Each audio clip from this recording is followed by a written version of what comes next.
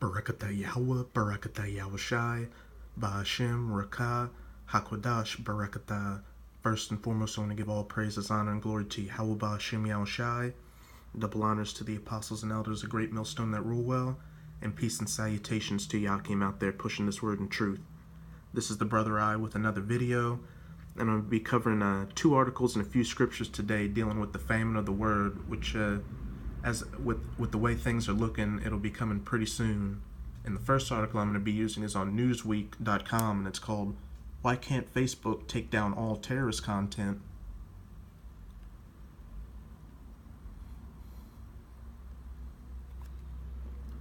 The world's giant social media companies, including Facebook, will appear before the Senate Commerce Committee today for hearings titled "Terrorism and Social Media: Is Big Tech Doing Enough? And aren't the Hebrew Israelites considered terroristic in their message? And aren't we on social media?" Last year, the British House of Commons' Home Affairs Committee held hearings with the same companies. In mid-2017, the parliamentary body issued a scathing report concluding that the social media companies were shamefully far from taking sufficient action.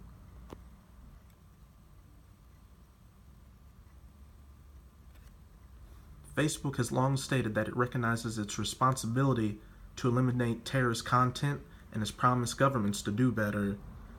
And so you see these social media groups like Facebook and YouTube are in bed with the government. New evidence from researcher Eric Feinberg, however, points to continuing holes in the monitoring of content that violates Facebook's own community standards. Feinberg shared his findings with Just Security, which are reported here for the first time.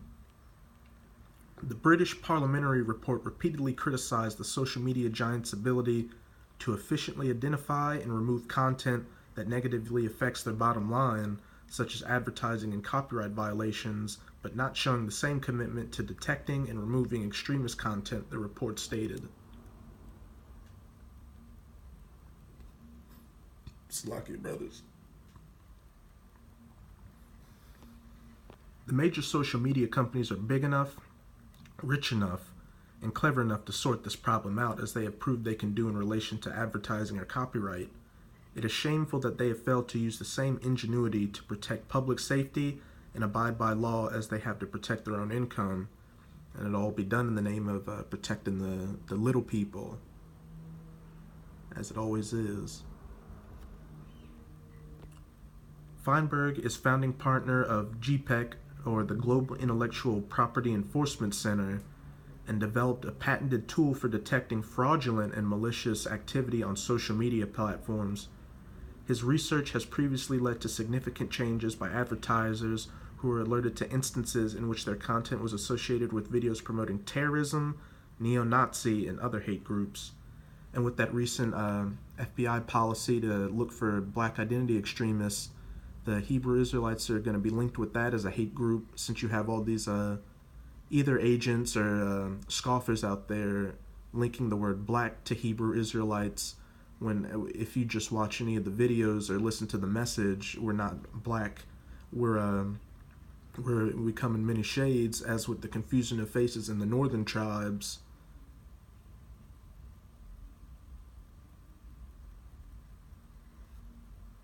His research has also been featured in news reports on social media companies' failure to control other malicious activity on their platforms, including illegal opioid sellers, pirated NFL games, and malware that drains bank accounts, and more. And that's how they're going to get a lot of these new policies passed to start cutting content and taking things off, is to, like I said a little bit earlier, to protect the little people, because everybody cares about their bank accounts and drugs not getting to their loved ones or family members.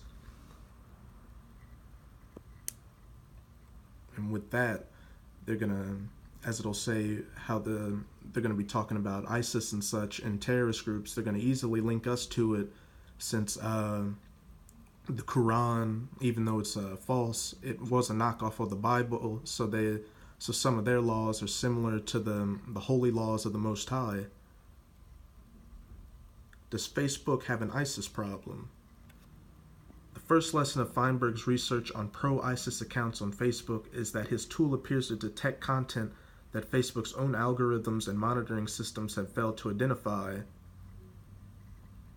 In a one-month period spanning December 2017 to January 2018, Feinberg anonymously reported dozens of pro-ISIS pages to Facebook. In 56% of those cases, Facebook removed the offending pages. In other words, this material had apparently escaped Facebook's own methods for identifying and removing malicious content, which governments and other big agencies are going to use as a means to push for cutting content and taking things off, and saying that they need to have a more grip on the internet since these private companies can't do it as well, even with their algorithms, which goes into net neutrality, which just passed, where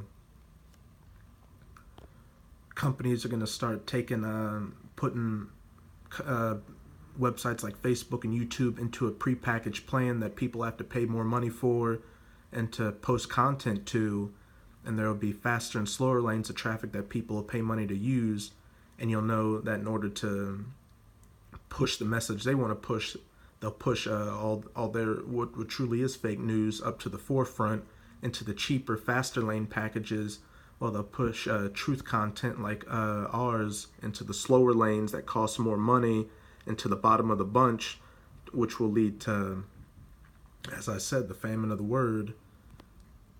And I can get my first scripture in 2 Esdras 5:1. Nevertheless, as coming the tokens, behold, the day shall come that they which dwell upon the earth shall be taken in great number, and the way of truth shall be hidden, and the land shall be barren of faith. And that's what's coming, is this way of truth will be hidden, and we definitely live in a land barren of faith in this American mystery Babylon. The second lesson, however, is arguably more damning. It shows that Facebook decided not to remove pages that clearly violated its standards, even after being directly informed of the malicious content. The most significant findings are accordingly in the other category of Feinberg's cases, the 44% of reports in which the company told him in each instance the content doesn't go against the Facebook community standards. The problem is that it is difficult to discern any meaningful difference between the content that Facebook removed and the content it retained. Judge for yourself. Content that Facebook declared did not violate its community standards, which included a photo of a hooded gunman aiming their weapons in an urban neighborhood with the caption, "We will attack you in your home."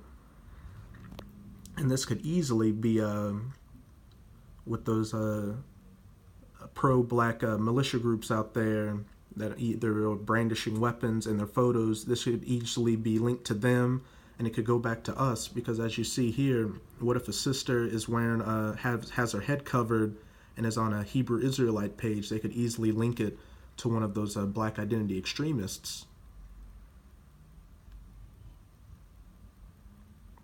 Which says, "We will attack you in your home." What if a brother posted a thing saying Yahweh will bring judgment upon the people? It could easily be linked to that as well.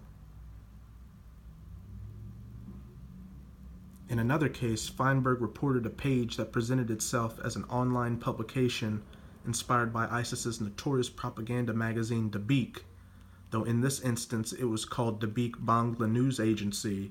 The page apparently stylized to promote ISIS among the Bangladeshi community.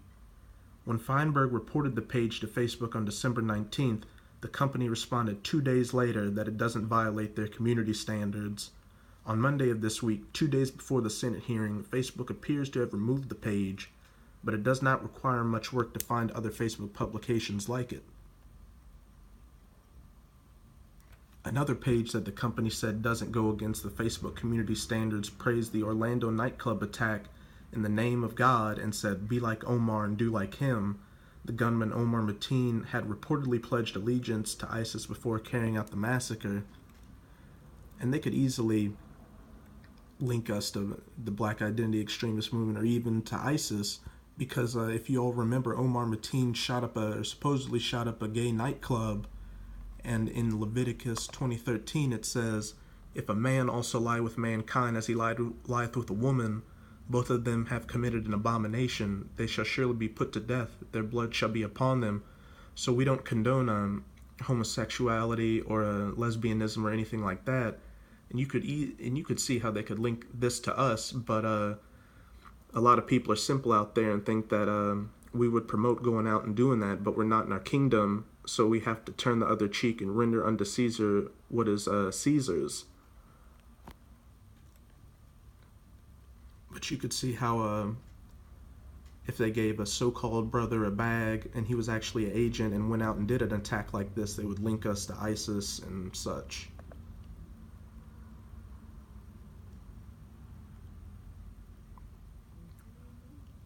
This content appears to clearly violate Facebook's explicit policies. In accordance with its community standards, Facebook states that the company will remove content that expresses support for groups that are involved in the violent or criminal behavior, including terrorist activity, as well as content supporting, praising, or condoning such activities, which we don't condone homosexuality, and we do believe that it is judgment from the Most High when things like that happen, so they could see us as condoning it. And as it said, Facebook states that the company will remove content that expresses support for groups that are involved with it. Back to this, the way of truth shall be hidden, and they'll definitely start taking our content off. This public statement is also consistent with internal guidelines and training manuals that Facebook provides its moderators, according to documents leaked to The Guardian last year. In a, let me see where I'm at. There's a little more on the article, but for this article, I pretty much got to the point. They're just going to go into a little more basic stuff, more or less the same. So I'll just go to my next article, which is a continuation of this, a push forward of that policy. And it's again on antiwar.com, and it's titled, Facebook will use surveys to decide what is trustworthy news. Those, they're finally starting to cut the content, or beginning to. Apparently, not entirely understanding the distinction between the popular news stories and a factual one, Facebook has announced their program to tackle fake news, which is going to be centered around user surveys. The company intends, through their newsfeed, to conduct surveys of their end users to decide what is and isn't a trustworthy media outlet, and will promote the ones that do well, while demoting the ones that the survey takers don't like, which goes back to net neutrality, those faster and slower lanes of traffic. While this might give them some idea which media outlet end users prefer, the poll-centric solution is also likely to make politics a heavy decider, our message that we push, especially in the current environment, and will punish news outlets that publish factually accurate but unpopular information. Factually accurate but unpopular, which our message is definitely unpopular, and they'll either cut our content out outright, or push it to those slower lanes of traffic underneath all the truly fake news. The popular use of the term fake news was already heavily focused on attacking media outlets seen as pro-Russia, as opposed to those who are actually untruthful in reporting, and has progressively grown to be used whenever somebody doesn't like what the reporters say, irrespective of its truth. Facebook appears with their strategy to have embraced the popular use of fake news and will simply punish whatever the people don't like, as opposed to outlets that have been reporting false information. You know, a lot of people hate us and our message, so they're gearing up towards it. And I'm going to get my last scripture and get out of here. Amos 8:11-12. Behold, the days cometh, saith the Lord Most High, that I will send a famine in the land, not a famine of bread, nor a thirst for water, but of hearing the words of Yahweh, words that people don't like, irregardless of whether it's the truth or not. And they shall wander from sea to sea, and from the north even to the east. They shall run to and fro, and seek the word of Yahweh, and shall not find it, which will be coming soon enough when they do start cutting off the truth from going out, and things get worse and worse with these coming disasters and wars. People are going to be looking for the truth because they'll have nowhere else to